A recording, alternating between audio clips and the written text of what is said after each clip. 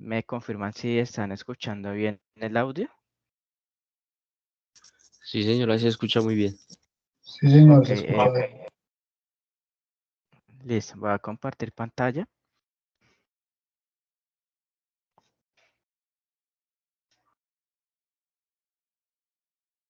Listo, ¿están viendo pantalla? Sí, señor.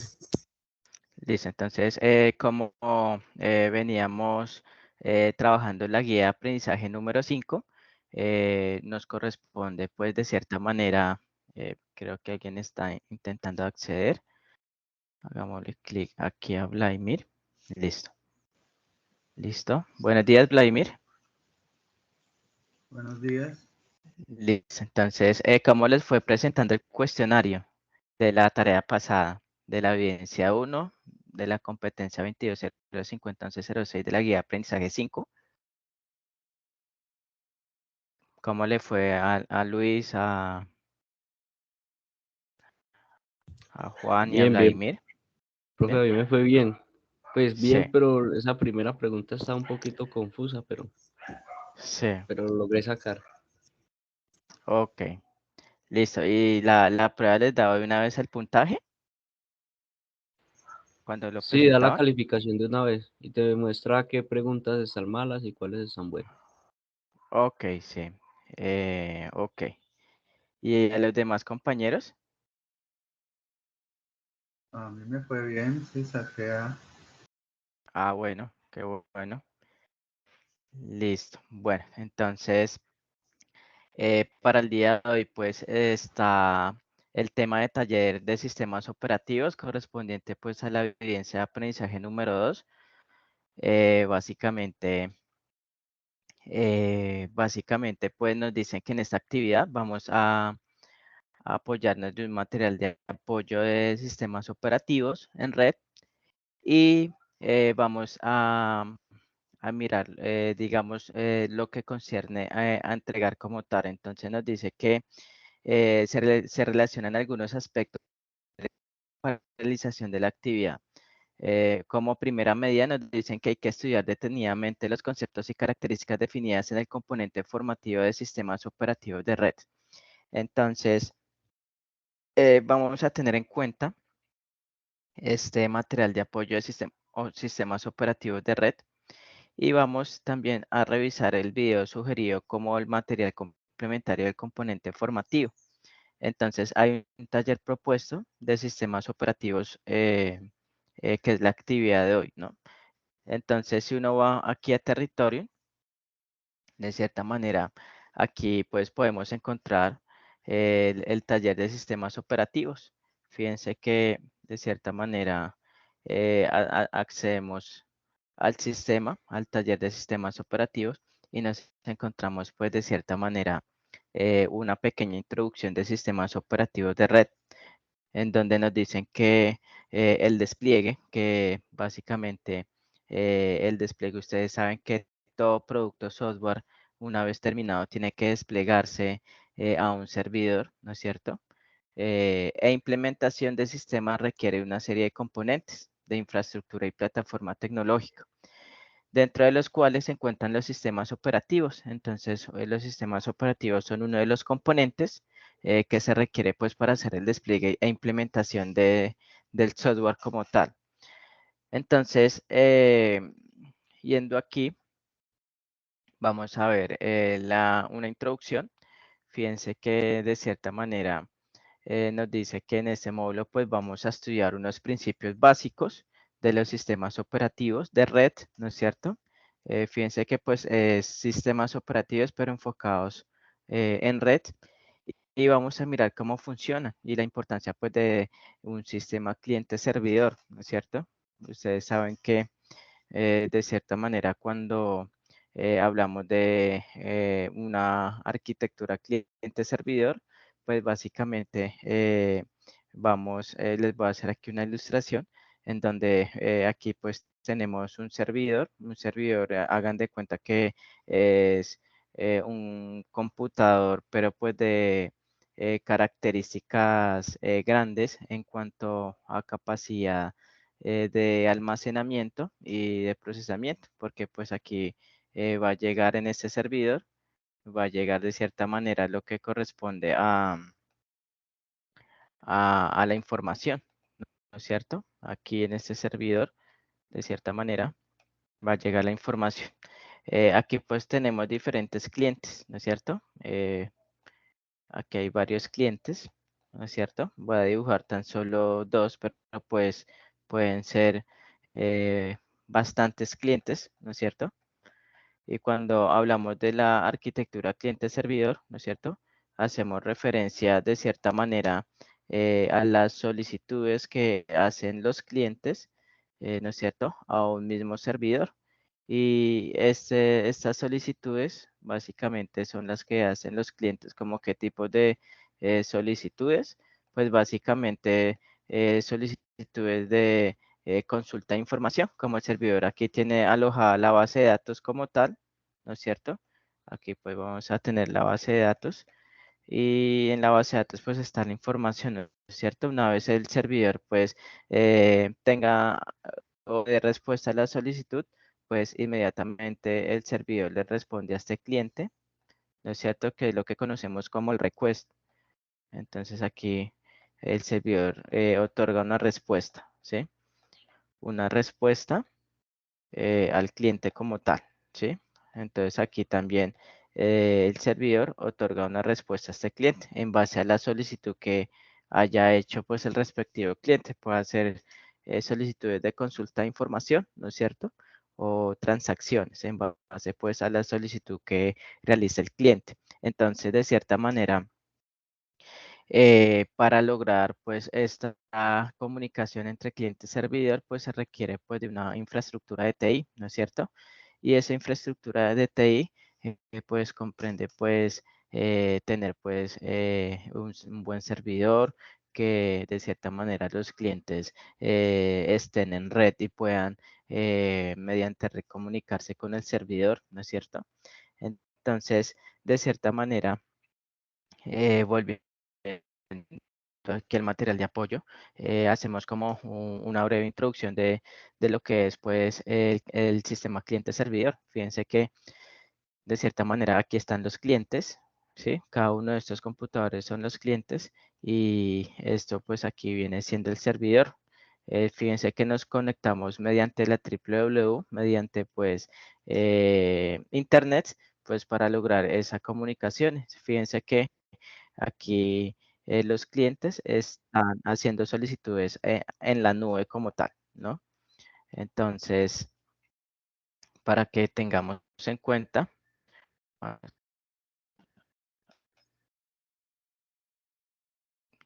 vamos a aceptar a Manuel. Buenos días, Manuel. Buenos días. Listo, entonces vamos a ir acá.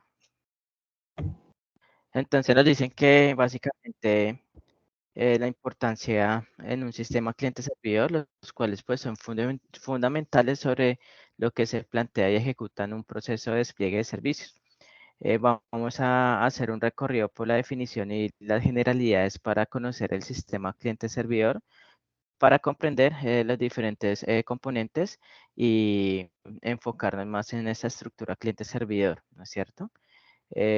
Básicamente, vamos a conocer el licenciamiento de software a nivel de los sistemas operativos Windows, Linux y Mac, que son los sistemas operativos que más están a la venta y que más los usuarios usan. Y vamos a finalizar con las aplicaciones y servicios que permiten la implementación de un sistema o aplicación. Entonces, aquí vamos a las definiciones y generalidades del sistema cliente-servidor, ¿no es cierto? Entonces, fijémonos bien que aquí nos dicen que es un sistema cliente-servidor y básicamente es un modelo de aplicación distribuida, ¿no es cierto? Porque se dice distribuida, porque pues básicamente se encarga de distribuir las solicitudes a un servidor y el servidor responde de manera distribuida a todas esas solicitudes. Entonces, miremos que en las tareas que se reparten entre los proveedores de recursos o servicios, llamados servidores, y los demandantes, llamados clientes. Entonces, fíjense que aquí el servidor no le otorga un proveedor de servicios, ¿no es cierto? Es el que generalmente, pues, da, digamos, ese servicio. Nuestra empresa, de cierta manera, requiere, pues, de un proveedor que nos otorgue el servidor en la nube, ¿no es cierto? Y fíjense que estamos aquí mirando los clientes que son los demandantes, ¿no es cierto? Llamados clientes. Entonces, para que tengan en cuenta, los proveedores de recursos o servicios se ven reflejados en el servidor y también los demandantes, que son los llamados clientes, se ven reflejados en los clientes. Y miremos que las aplicaciones clientes realizan peticiones a una o varias aplicaciones de servidores, lo que yo les ilustraba en el Paint, ¿no es cierto? Cada uno de estos clientes, vemos un grupo de 6 clientes, cada cliente le hará una solicitud al servidor, ¿sí? Digamos, hagamos de cuenta que nosotros somos usuarios de Facebook, cada uno tiene su cuenta de Facebook, ¿no es cierto? Facebook tiene su servidor allá montado en la nube, ¿no es cierto?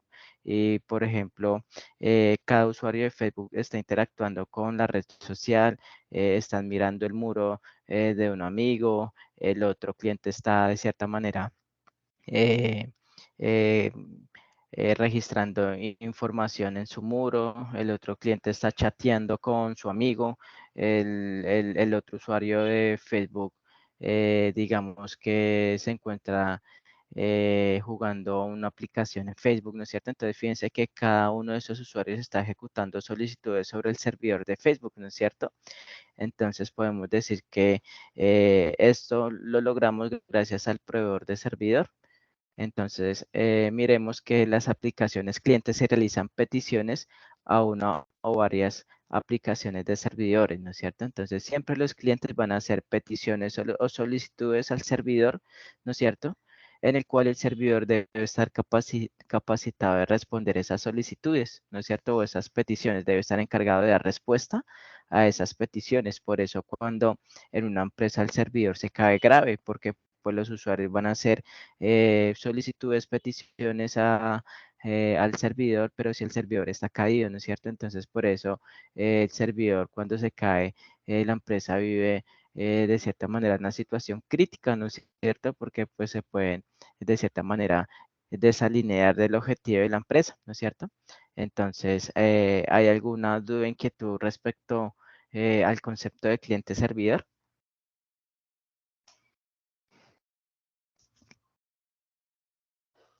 Compañeros. De mi parte no. Listo. No, señor. Bueno, entonces miremos aquí el No, no, concepto. señor. Ok, ok, gracias. Miremos aquí el concepto que está en el recuadro rosado. Nos van a dar el concepto de servidor. Fíjense que el servidor es una computadora bastante potente con hardware y software especializado, porque se dice que es una computadora bastante potente. Sabemos que los servidores es donde se almacena toda la información de la empresa, ¿no es cierto? Entonces, yo no puedo comprar un servidor de bajas capacidades, porque si el negocio de mi empresa demanda mucha información, que se aloje mucha información en el servidor y el servidor no está capacitado en cuanto a almacenamiento y velocidad de procesamiento, pues el servidor me va a quedar muy chiquito, no me va a responder bien a los requerimientos demandantes de la empresa. Entonces, por lo general, las empresas siempre en su infraestructura de TI se encargan de adquirir un buen proveedor de servidor. Entonces, eso los proveedores analizan el número de clientes de la empresa, la cantidad de operaciones que se van a realizar para así comprar el servidor más adecuado que responda pues a las demandas de los clientes como tal. Vamos aquí a... Listo. Bueno, entonces volvemos aquí. Entonces nos dice que el servidor es una computadora bastante potente con hardware y software especializado. Además, dispuesto para atender y dar respuesta a las peticiones o solicitudes que hagan las otras computadores que vienen siendo los clientes, quienes acceden a los recursos o servicios ofrecidos por el servidor. Es decir, están al servicio de otras computadoras, los servidores se utilizan para gestionar los recursos de una red, ¿no es cierto? Y en el recuadro azul miramos que los clientes son las computadoras quienes acceden a los servidores, haciendo peticiones y solicitudes del acceso a recursos y servicios alojados dispuestos en los servidores, ¿no es cierto? Tengan en cuenta que en el servidor siempre va a estar alojado la base de datos, ¿no es cierto?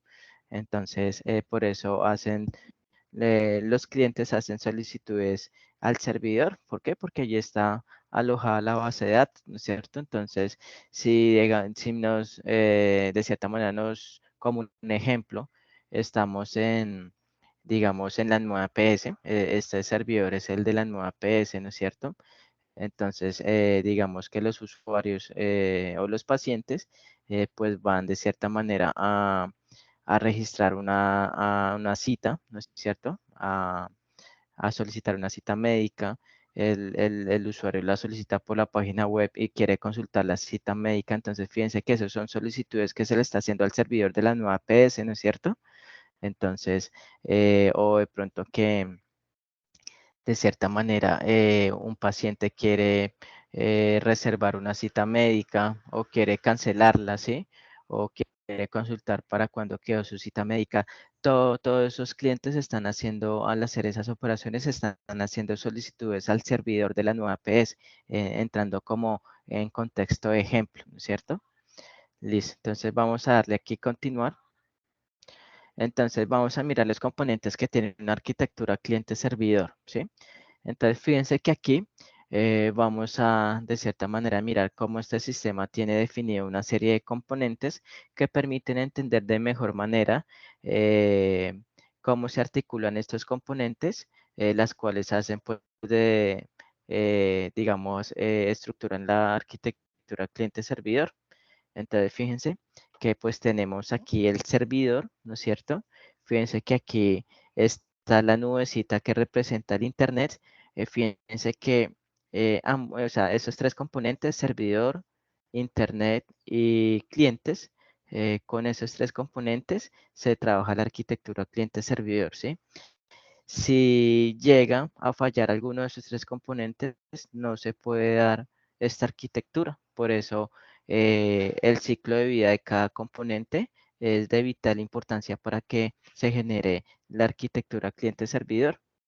Entonces, fíjense que los clientes hacen peticiones mediante la red de Internet al servidor, ¿sí? Entonces, el Internet juega un papel importante porque él logra comunicar los clientes con el servidor mediante el Internet, ¿no es cierto? Si no hay Internet, pues no se puede los clientes no pueden realizar peticiones ni el servidor puede devolver una respuesta. Entonces, el Internet es clave. Entonces, los clientes realizan peticiones a través de Internet a un servidor. El servidor recibe esas peticiones y devuelve una respuesta a través de Internet al usuario que realizó esa petición. Entonces, fíjense que aquí cada cliente hace su petición a través de Internet. Esa petición la recibe el servidor da respuesta a esas peticiones mediante Internet a cada cliente que realizó la petición. Entonces, la respuesta de la petición del cliente le llega al cliente que realizó dicha petición, ¿no es cierto?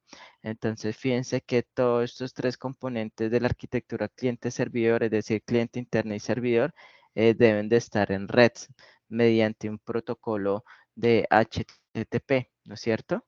Entonces, básicamente, eh, esto es una ilustración de cómo funciona la arquitectura cliente-servidor, ¿no es cierto? Entonces, fíjense que de cierta manera todas esas peticiones que viajan a la red se hacen mediante un protocolo de transferencia de archivos, que es el HTTP, ¿no es cierto? En el cual pues viajan esas peticiones y esas respuestas por la red como tal, ¿no es cierto? Entonces, ¿hay alguna inquietud respecto a este modelo?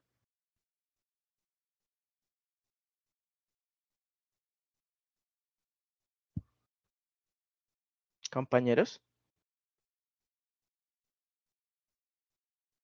No, profe, ¿Hay ninguna duda. alguna de No, señor, Bueno. pero ¿Me puede reforzar En el momento, me puede reforzar el tema del protocolo? Siempre he estado confundido con qué hace exactamente el protocolo, cómo se define.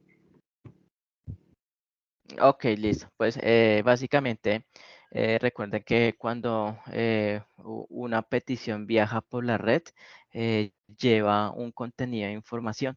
Entonces, ese protocolo debe ser mediante un protocolo de transferencia de archivos, ¿no es cierto? El cual es un protocolo que me permite trasladar información de un lugar a otro en red, ¿no es cierto?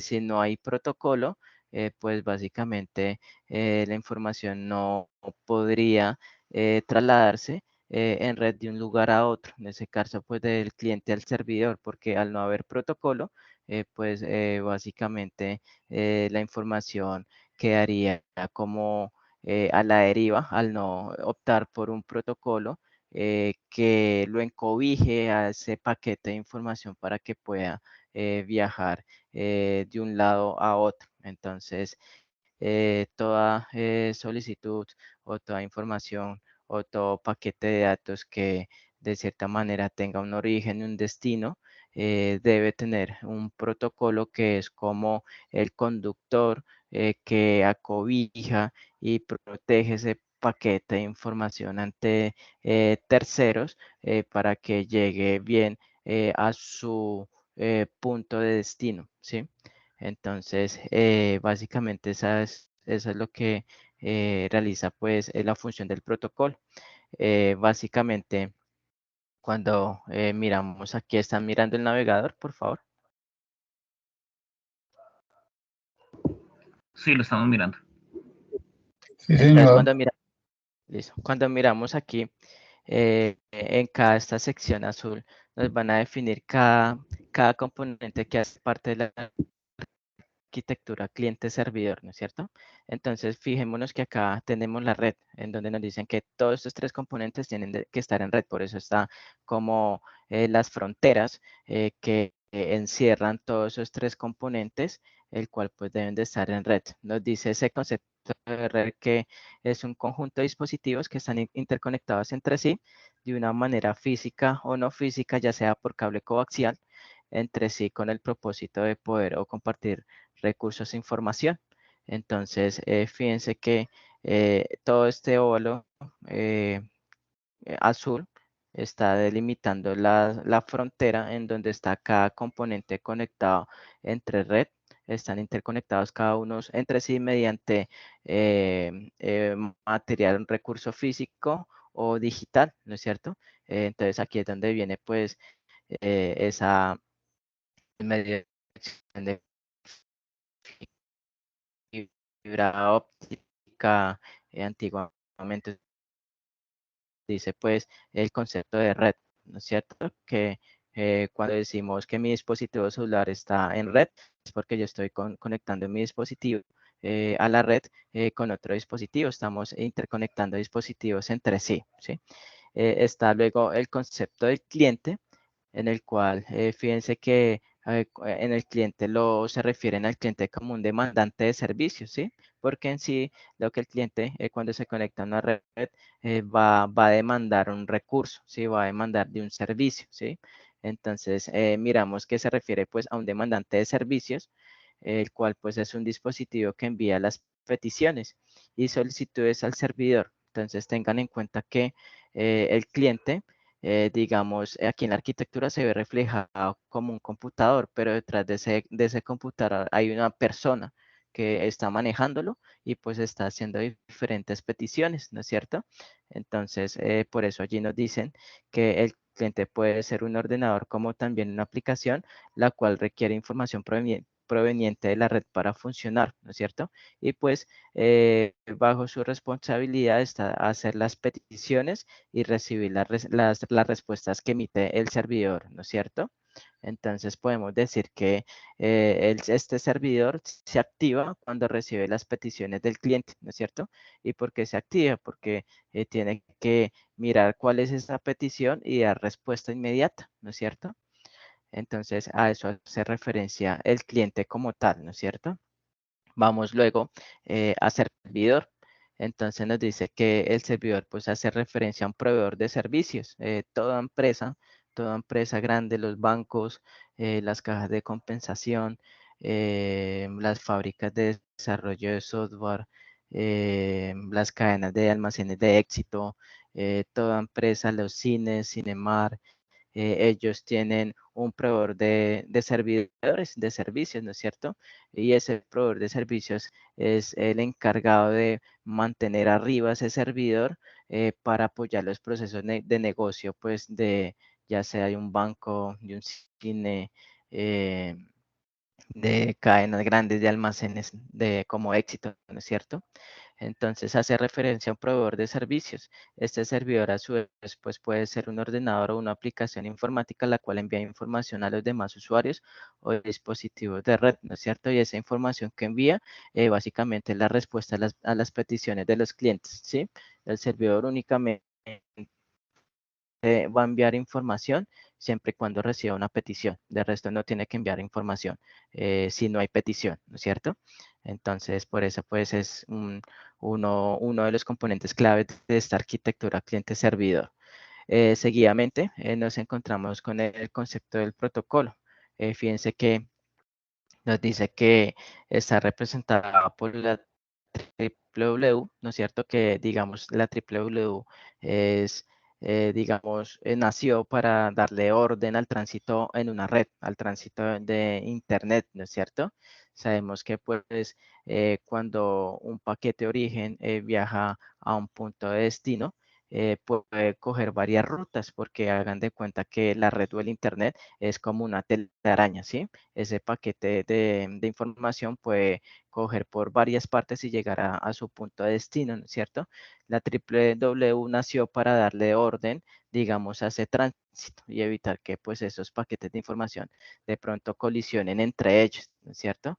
Entonces, fíjense que nos definen protocolo como un conjunto de normas o reglas y pasos establecidos de manera clara, estandarizada y concreta sobre el flujo de información en una red. Fíjense, flujo de información de una red. Este concepto es clave, digamos, este punto que habla el protocolo es clave, ¿no es cierto? Porque cuando un paquete adopta un protocolo, digamos, el flujo, la congestión de tráfico que se genera en una red, cuando los paquetes viajan en un protocolo, ese flujo de tránsito mejora bastante, ¿no es cierto? Entonces, por eso también es importante que adoptar pues el protocolo, ¿no es cierto? Para que esta red no se congestione, sino que el flujo de tránsito de paquetes que viajan en red, pues sea de cierta manera un flujo adecuado para que la red no se sature, no se congestione y pueda ese paquete de información llegar a su lugar de destino, ¿no es cierto?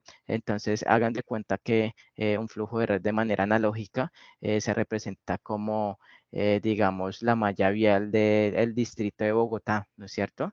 Si vemos que hay trancones, pues esa red está bastante colapsada al punto de llegar y caerse la red porque hay mucho tráfico de vehículos, ¿no es cierto? Entonces, si hay un protocolo vial, ¿no es cierto? Pues los vehículos van a avanzar mejor, ¿no es cierto? Esto es como un ejemplo análogo, ¿no es cierto? Entonces, miramos de cierta manera que cuando nos dicen que el flujo de información en una red, eh, esto va enfocado a que nos permite que todos los dispositivos interconectados manejen el mismo idioma, se entiendan entre sí, ¿no es cierto? O un lenguaje a fin de que puedan establecer las comunicaciones entre cliente y servidor al momento de solicitar un recurso o servicio, ¿no es cierto? Entonces, de cierta manera, pues el protocolo me ofrece coger ese paquete de información que se va a trasladar de un punto origen a un punto destino, ¿no es cierto? Va a permitir comunicar esos dos puntos como en un mismo canal, ¿no es cierto? ¿cierto? En donde pues ese paquete de información va a viajar de su punto de origen al destino para otorgar pues primero un buen flujo de información y que el protocolo llegue rápido a su punto de información. ¿No es cierto? Entonces, esa es como, de cierta manera, la función que nos ofrece o nos provee un protocolo cuando un paquete de información viaja de un punto de destino a un punto final, ¿no es cierto? Entendiendo que el punto de destino, pues, es el computador del cliente que está haciendo una solicitud al punto de destino del servidor, teniendo en cuenta que el servidor puede estar ubicado en California, donde pues estos grandes proveedores, monstruos de proveedores nos ofrecen pues estos servicios en la nube, ¿no es cierto? Por ejemplo, los usuarios de Facebook, cuando ustedes interactúan desde sus dispositivos, ustedes están haciendo peticiones no a servidores que están ubicados aquí en Colombia, están haciendo solicitudes a servidores que están ubicados por allá en California, donde están pues esas grandes sedes de las entidades respectivas de Facebook, ¿no es cierto? Entonces, fíjense que adoptan un protocolo que garanticen de cierta manera un flujo de información rápida para que ustedes puedan ver respuesta inmediata, ¿no es cierto? Está también el concepto de servicios, ¿no es cierto? Hagan de cuenta que, como un ejemplo, ¿no? En un restaurante, básicamente, los servicios vienen siendo los meseros, ¿no es cierto? Ellos son los que van, saludan al cliente, el cliente les dice qué plato quieren, el servicio va y pide el plato, solicita el plato que quiere y se lo lleva nuevamente al cliente, ¿no es cierto? Entonces, hagan de cuenta que un servicio análogamente pues puede ser de cierta manera parecido al rol de un mesero que hace en un restaurante, ¿no es cierto? Entonces, volviendo y retomando el concepto, decimos que un servicio es un conjunto de información que busca responder a las necesidades de un cliente. Estos pueden ser diferentes tipos como mensajes, música, software, bases de datos, videos, entre otros. Entonces, el servicio pues se encarga de básicamente atender cada una de las peticiones y devolverle la petición al cliente en base al formato que el cliente lo pidió, ¿no es cierto? Entonces, el cliente puede solicitar peticiones de información cuya respuesta sea información en formato MP4, en formato MP3, en archivos planos, en imágenes JPG, entre otros como tal, ¿sí? Entonces, ¿alguna duda, inquietud respecto a estos conceptos que nos ofrece la arquitectura cliente-servidor?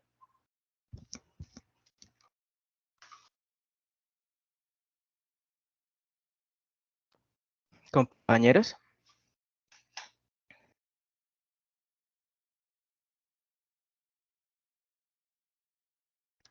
¿hay alguna duda, inquietud, Javier?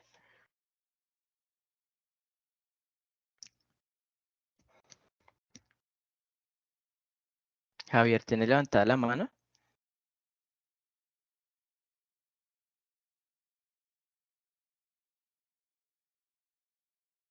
Sí, Javier, lo escuchamos.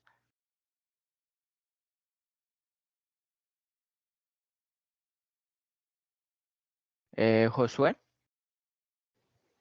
Hola, profe, ¿qué más? Sí, Profe, buenos días, Josué. tengo una dudita frente al protocolo. Tú ahorita Sí, hablabas de una analogía de los trancones, ¿cierto? Nosotros sí. desde el desarrollo web y el servicio para la nube, ¿cómo podríamos ayudar a generar un buen protocolo para que no exista en la red ese tipo de problemas?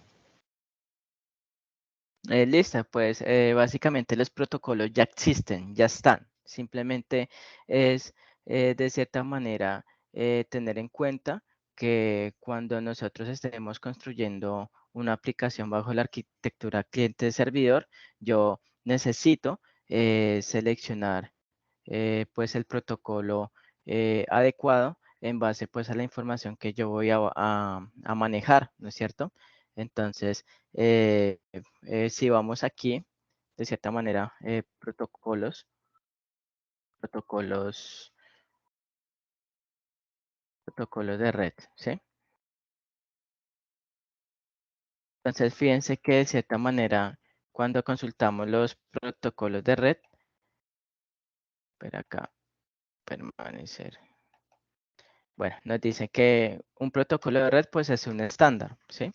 De comunicaciones que, pues, cada protocolo de red contiene sus reglas y condiciones. Permítanme acá un momentico que me salí. Listo.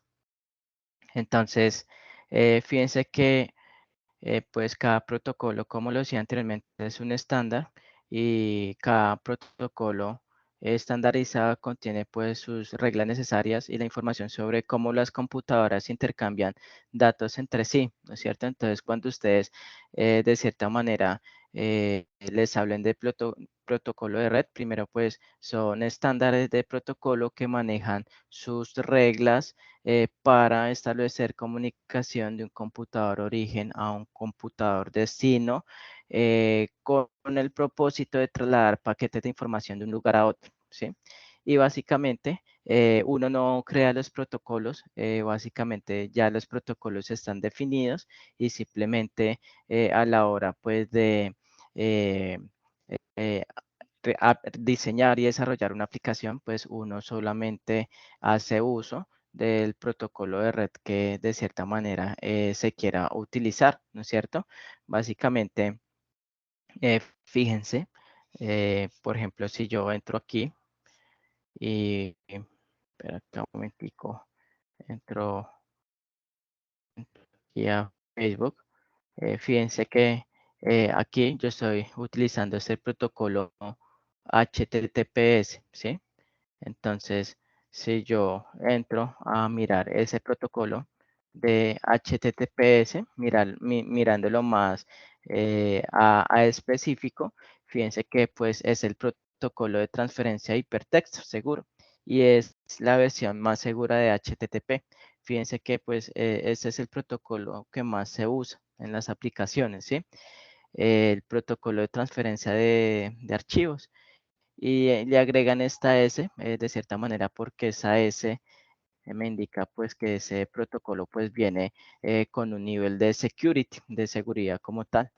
Entonces, básicamente pues los protocolos ya están definidos, simplemente es cuando si mi aplicación de cierta manera requiere hacer solicitudes, es a esas direcciones, a esas peticiones, vincularles solicitudes de HTTP, es decir, el protocolo de transferencia de hipertexto, indicarle a la aplicación que estoy desarrollando que esas peticiones que va a realizar cuando la aplicación ya esté en producción, va a ser bajo el protocolo de transferencia de datos como tal, indicarle pues el HTTPS, ¿sí? Entonces, no es que nosotros tengamos que crear un protocolo, configurar un protocolo, no, eso ya está hecho, tan solo haciendo un llamado al protocolo yo ya puedo estar haciendo una aplicación de cierta manera que utilice estándares de protocolos en base a lo que yo quiera, ¿no es cierto? Entonces, a eso se refiere como tal, ¿sí? Bueno, profe, listo, gracias. Ok. Con relación a eso, pues yo quería preguntar,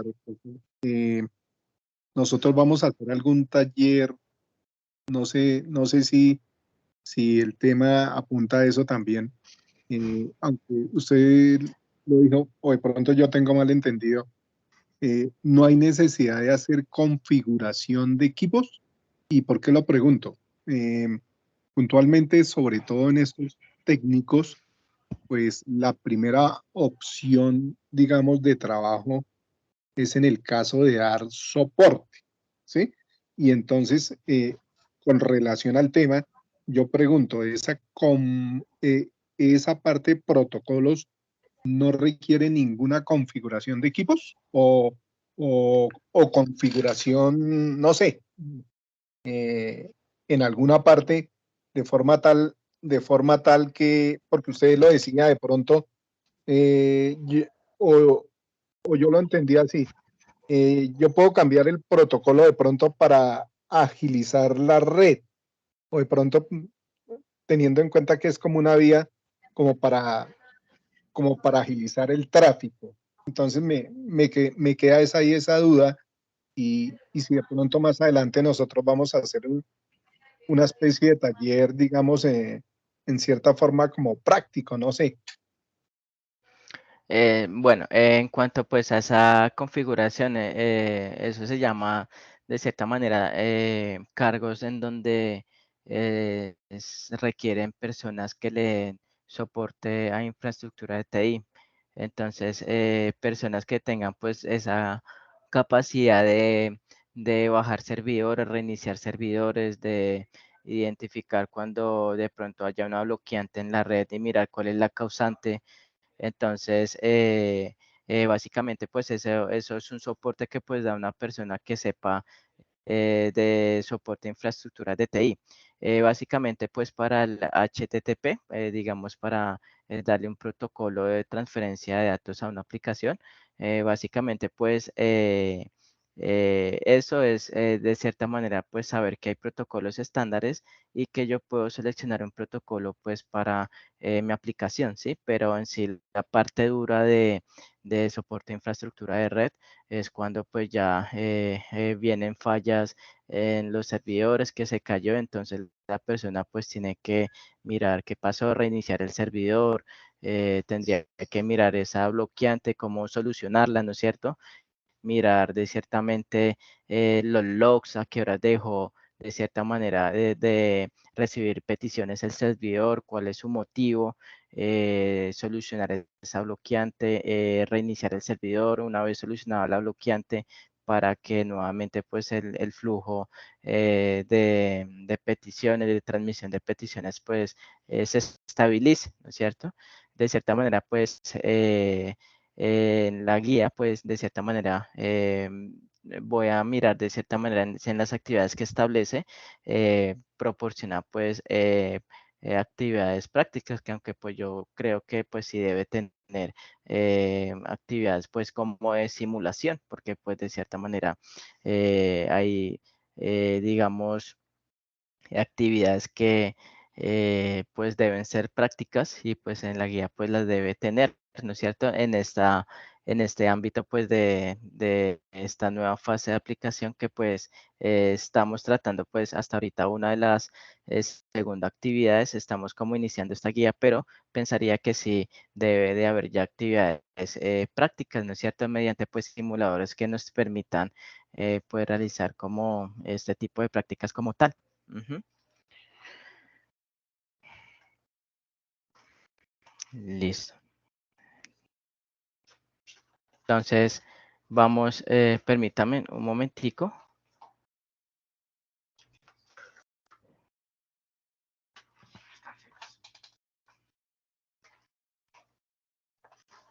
Bueno, entonces, vamos con el siguiente concepto. Fíjense que de cierta manera aquí nos dicen lo siguiente. Dice que una máquina cliente como un servidor se refieren a computadoras que son usadas por diferentes propósitos, ¿no es cierto? El cliente es un computador pequeño como con una estructura igual a la que se tienen en oficinas o hogares, ¿no? Entonces hagan de cuenta que, vuelvo al ejemplo, ¿no? Ustedes están desde sus casas en sus computadoras personales, ¿no es cierto? Y entran a Facebook. Entonces, ustedes entran mediante pues un dispositivo, mediante una computadora personal, ¿no es cierto? Aunque pues ya la mayoría de usuarios ingresan de sus dispositivos. Entonces, un cliente puede ser también un smartphone, un dispositivo celular, ¿no es cierto? Entonces, se refieren a computadoras que son usadas para diferentes propósitos. El cliente es un computador pequeño, en eso estamos, digamos, claros, ¿no es cierto? Con una estructura igual a la que se tiene en sus oficinas o hogares, ¿no es cierto? Cuando hablamos de oficinas, ya es dando un ejemplo más corporativo, ¿no es cierto? Por ejemplo, la caja de compensación con Fenalco, ¿no es cierto? tiene sus empleados, tienen pues cada uno un equipo de oficina, ¿sí? Que no tiene unas capacidades grandes, sino que un equipo de oficina que tenga pues las capacidades para hacer peticiones del cliente, ¿no es cierto? Y accede a un servidor o a los servicios que se ofrece a través de Internet o una red interna LAN, ¿no es cierto? Entonces, si los empleados, digamos, en el departamento de subsidios y aportes, los empleados de subsidio de aportes, cada uno, pues, cada ese departamento tiene sus, digamos, sus 15 empleados, ¿no es cierto? Esos empleados, pues, están constantemente haciéndole peticiones al servidor para realizar, digamos, consulta de los afiliados, registrar afiliados, responder a novedades de afiliados, ¿no es cierto? Entonces, fíjense que cada uno de esos 15 empleados del departamento de subsidio de vivienda de subsidio de aportes, qué pena, están realizándole distintas peticiones al servidor de la caja de compensación, ¿no es cierto? Ese servidor pues está en red conectado pues a cada cliente, ¿no es cierto? Y es importante que si ese servidor o la red falla, pues no va a haber comunicación entre el cliente y el servidor, por eso hay hay un responsable de infraestructura de red, ¿no es cierto? Que cuando el servidor falla, por lo general esa persona maneja presión porque básicamente las operaciones que se generan en esa caja de compensación quedan en stand-by, quedan quietas. Entonces ahí es donde cogen al pobre persona encargada de dar infraestructura de red y vive un momento tenso porque tiene que solucionar lo más pronto posible. Entonces coge y reinicia el servicio del servidor, porque muchas veces, aunque no lo crean, reiniciando el servidor puede que solucione el problema, ¿no es cierto? Y muchos administradores hacen como esa práctica, no, hay una falla, listo, vamos a reiniciar el servidor, lo reinician y ya vuelve su flujo normal, ¿no es cierto? Aunque otras veces pues esa técnica no sirve, pero ahí es donde de cierta manera se ve como la persona capacidad que le brinde soporte a esa infraestructura de red debe estar capacitada para mirar al blog clientes, ¿no es cierto? Que generan pues el tráfico de red. Miramos que de cierta manera pues los computadores de oficina pues son los clientes y accede pues a un servidor a los servicios que les ofrece a través de la internet, la red interna pues de la entidad. Nos hablan de un ejemplo, nos dicen que a este caso es la forma en que trabaja una empresa con diferentes computadores, donde cada uno de ellos se conectan a un servidor para poder obtener archivos de una base de datos o servicios, ya sean correos electrónicos o aplicaciones.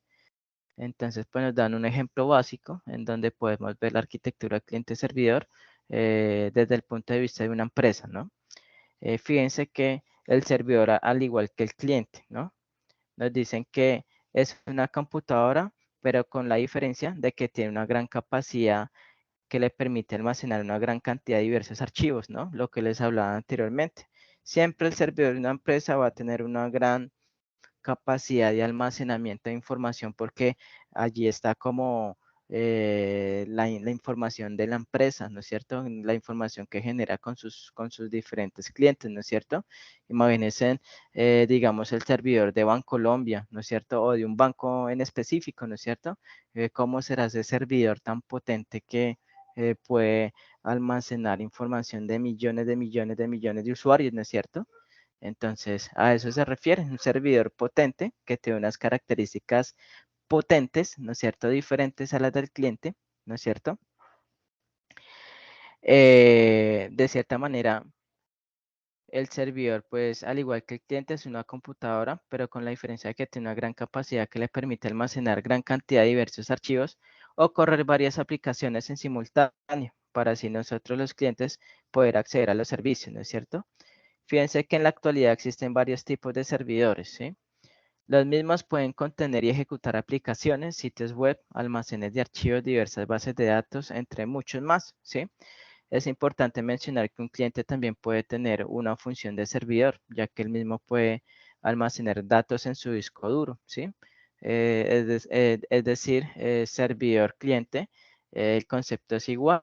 Fíjense que un computador personal también puede almacenar información, ¿sí? Pero el servidor siempre va a ser más potente, ¿sí? Y en el contexto de arquitectura cliente-servidor, pues ya enfocan a los dos conceptos a un rol distinto, ¿no es cierto? Cliente, quien realiza peticiones, servidor, quien responde a esas peticiones, ¿no es cierto? Listo. Entonces, vamos a ir de cierta manera donde nos hablan de los sistemas operativos, ¿no es cierto? Sabemos que pues un sistema operativo es como el puente que me ayuda a interactuar a una persona con un sistema, ¿no es cierto? Un sistema operativo es intangible en el cual le da vida a todo tipo de hardware, ¿no es cierto? Veníamos diciendo que yo puedo tener la mejor infraestructura de hardware, pero si no tengo sistema operativo, pues mi hardware queda absolutamente obsoleto, sin hacer nada, ¿no es cierto? Hagan de cuenta como tener un computador con muy buenas capacidades, pero si no tengo un sistema operativo instalado en él, queda obsoleto, ¿no es cierto? Porque pues no voy a poder hacer nada. Entonces, un sistema operativo se constituye como un conjunto de órdenes y programas que controlan los procesos básicos de una computadora y permiten el correcto funcionamiento de los programas.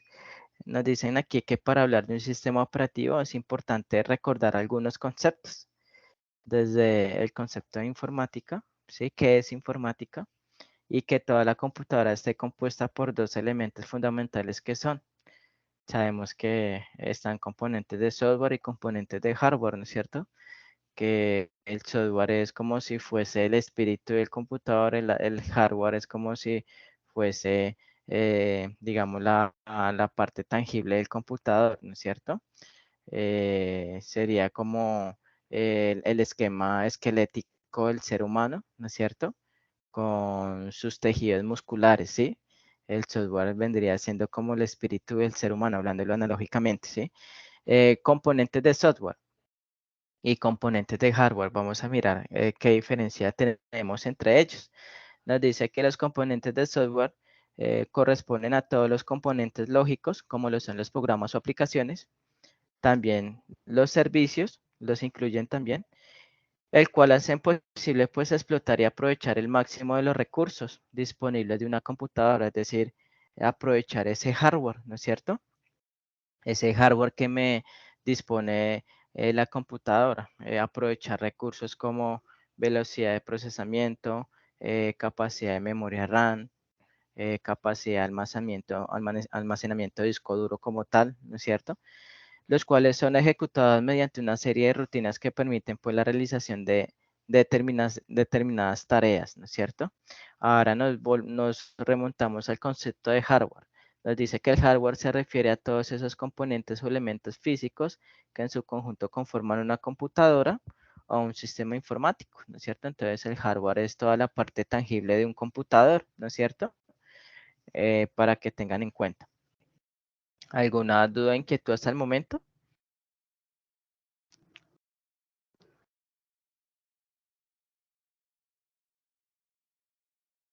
Bueno, básicamente los sistemas operativos poseen unas características principales y están enfocadas bajo unos criterios, ¿no es cierto? Entonces vamos a mirar esas características bajo esos enfoques, ¿sí? En primera medida, ser el intermediario entre el usuario y el hardware, ¿no? Es una función de un sistema operativo, ¿no? Lo que yo les decía anteriormente, el sistema operativo es un intermediario que logra comunicar al usuario con la computadora, ¿no es cierto? Entonces a eso se refiere, ¿no es cierto? El sistema operativo me provee una serie de interfaces gráficas en el cual permite al ser humano, al usuario, comunicarse con el computador para realizar determinada acción. Entonces, por eso se dice que una de las principales características de un sistema operativo es ser intermediario entre el usuario y el hardware. Es decir, el sistema operativo se considera un puente de comunicación entre el usuario y el hardware del equipo, ¿sí? Otra función nos dicen que es necesario para el funcionamiento de todos los computadores, tabletas y teléfonos móviles. Y es cierto, ¿no es cierto? Hoy en día hay mucha tecnología, smartphone, de todas las marcas, Xiaomi, Samsung, iPhone, ¿no es cierto? En cuanto a línea de smartphone, en cuanto a línea de portátiles, hay portátiles grandes, pequeños, medianos, hay tablets, ¿no es cierto? Con un hardware interesante en cada uno pues, de estos dispositivos, pero pues si no tienen sistema operativo, pues están mandados a recoger, quedan como no funcionales, ¿no? Entonces, por eso se dice que el sistema operativo es muy importante para el funcionamiento de todos los computadores, tabletas y teléfonos móviles, ¿no es cierto?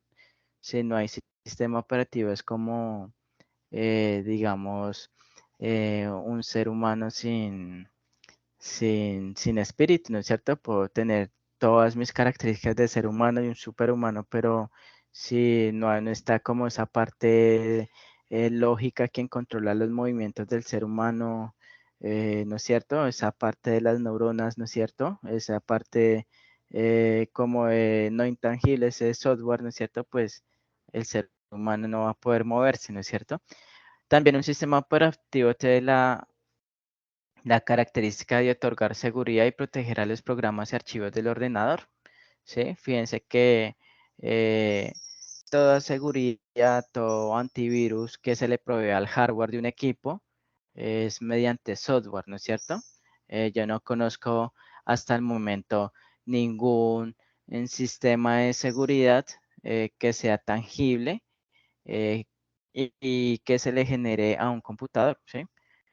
Toda seguridad que se le brinda a un computador son programas intangibles, son software que son generados para proteger, pues, de cierta manera, la infraestructura del equipo, ¿no es cierto? Entonces, fíjense que los mecanismos de seguridad como antivirus son software que se le instalan al sistema operativo de la máquina para proteger de cierta manera tanto la información del computador como de cierta manera partes del hardware del equipo, porque fíjense que hay de cierta manera virus que pueden afectar partes físicas del computador como el disco duro. Hay virus que hacen de cierta manera bloquear el disco duro y al momento de que los bloquea, estos empiezan a generar un sonido, un cierto nivel de ruido, ¿no es cierto? Entonces, fíjense que eso se hace mediante software, los diferentes antivirus. Otra característica principal corresponde al que está diseñado para ser amigable con el usuario y fácil de usar.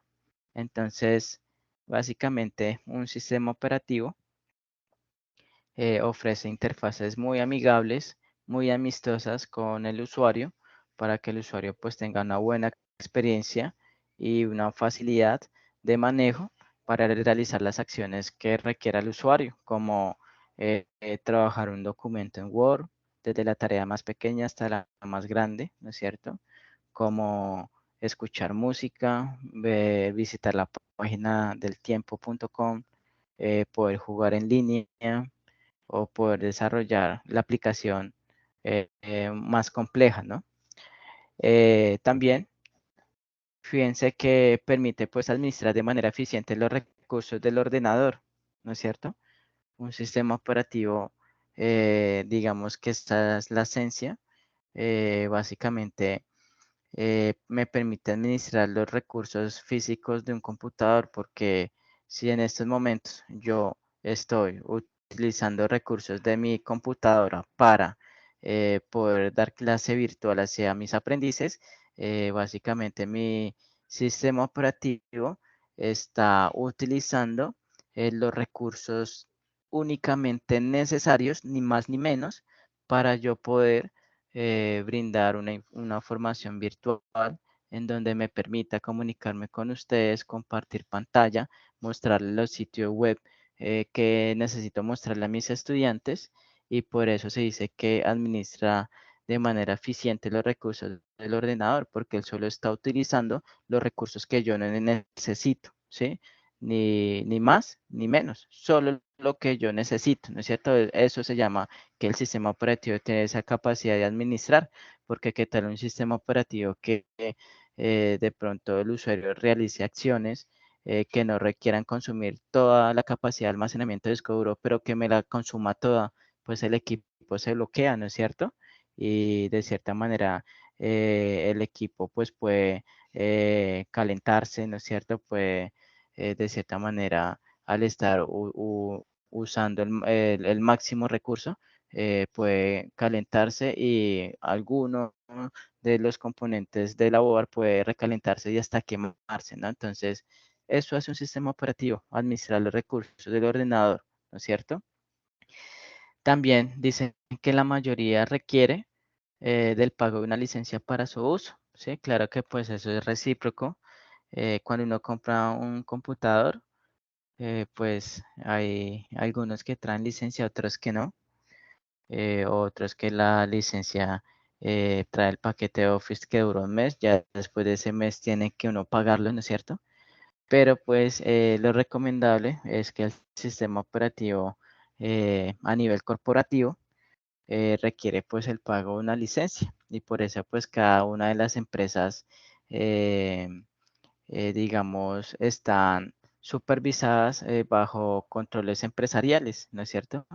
Controles empresariales pues es una empresa que verifica el inventario de licencias de una empresa y verifica si la empresa está utilizando como paquetes de Microsoft Office 365 de manera legal en términos de que tener las licencias vigentes o de manera ilegal en términos de que pues se les venció la licencia y están utilizando otro tipo de sistemas operativos como cracks para de cierta manera hacer uso pues de estas características, ¿no? Entonces, básicamente, pues esto es una lectura pues interesante, ¿no es cierto? Fíjense que acá pues nos dan los diferentes sistemas operativos, está Microsoft Windows, Mac, Android, la iOS, Linux, ¿no es cierto? Que son sistemas operativos construidos bajo diferentes entornos y de cierta manera pues son, digamos, sistemas operativos funcionales y cada uno tiene su manera de ser usado, ¿no es cierto? Bueno, entonces vamos a ir aquí, permítame un momentico, eh, a mirar esto aquí. Bueno, entonces vamos a ir aquí a situarnos a la guía. Nos dice que es la evidencia 2, actividad 1.11.06. Es como para conocer ese taller de sistemas operativos, ¿sí? Evidencia 2, actividad 1.11.06. Vamos aquí. Vamos a mirar si es este. Definir términos, evidencia 1. Evidencia 2, actividad 1.11.06. ¿Eso qué es evidencia 2? Actividad 2. Esto es evidencia 1, actividad 2. Vamos a volver aquí. Miremos a ver. Acá. Esto es evidencia 1, actividad 3. No, vamos a ir aquí a mis cursos. Vamos a ir aquí a programación. Permítame un momento, por favor. Busco la actividad correspondiente.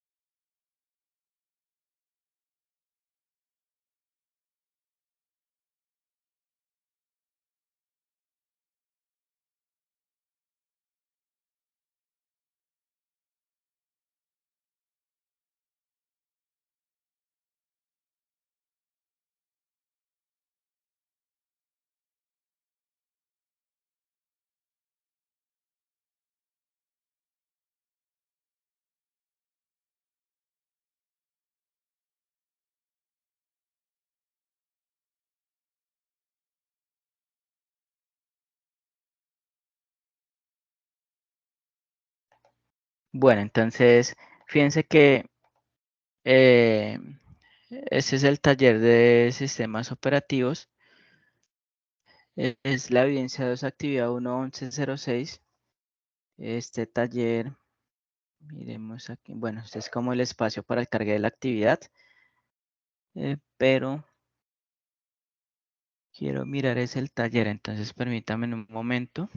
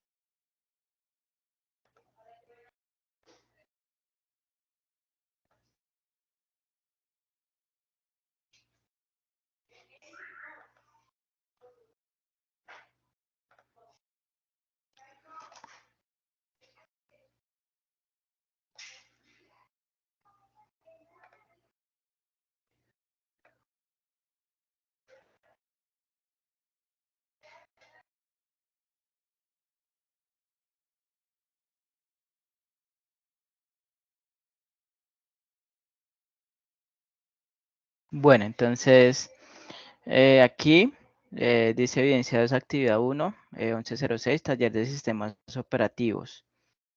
Vamos a mirar. Este es pues el cuestionario que en primera medida como que se presentó. Miremos acá el taller de sistemas operativos, ¿no?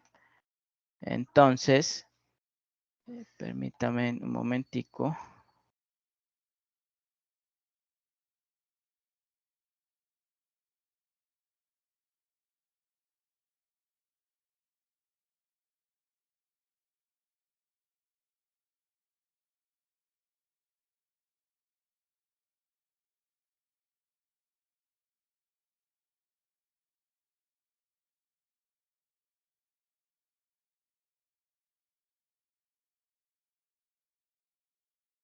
Bueno, entonces, ese es el taller que propone los sistemas operativos.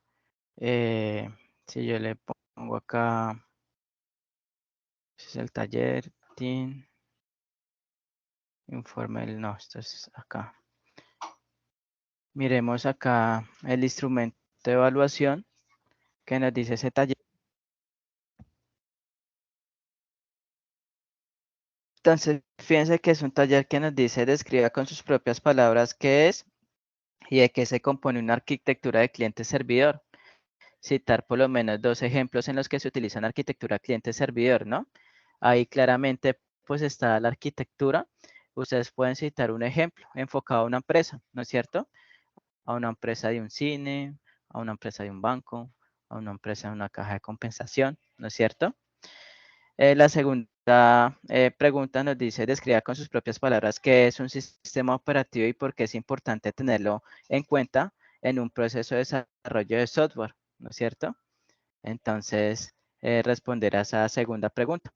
Hay una tercera pregunta que dice, investigar y detallar 5 productos software que haya utilizado en el desarrollo del programa, indicando los tipos de licencia de cada uno de ellos, ¿no es cierto? Y básicamente, pues ese es el taller de 3 preguntas.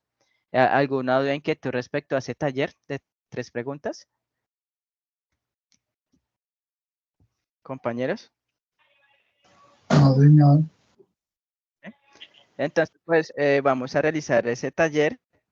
De cierta manera, yo en esta semana voy a calificar lo que está pendiente en Territorium.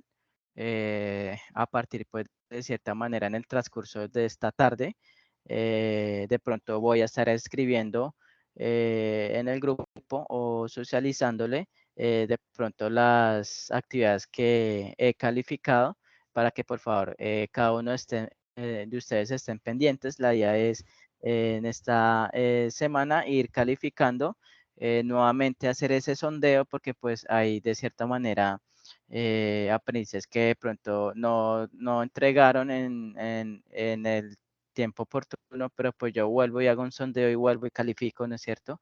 Entonces, la idea es estarles socializando lo que he calificado y mostrándoles de cierta manera. De pronto les escribo al grupo WhatsApp. Bueno, de pronto tal aprendiz, de pronto no cargo esta actividad, ¿sí? Entonces, como para estarles como informando de lo que estoy calificando y para que ustedes entren a mirar, ¿sí? Entonces, ¿hay alguna duda, inquietud respecto al taller del día de hoy?